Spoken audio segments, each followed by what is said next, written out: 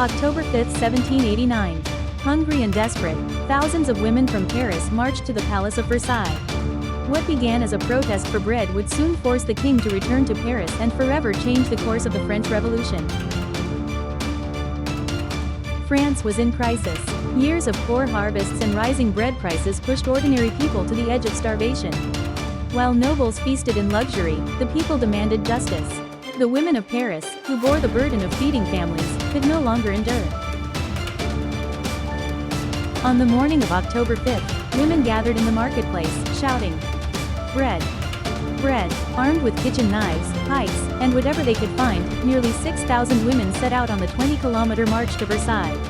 It was not only a march of hunger, it was a march of revolution. When the women arrived, they stormed the palace gates.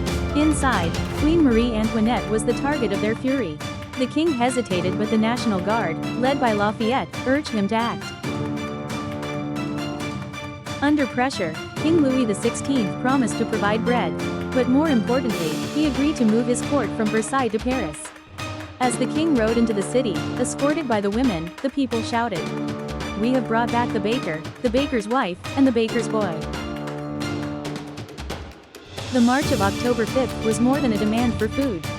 It was the moment the monarchy lost its power of distance. From now on, the king lived under the watchful eyes of Paris, and the revolution would only grow stronger. From hunger came courage. From courage came revolution. And from the march of women, the fate of France was rewritten.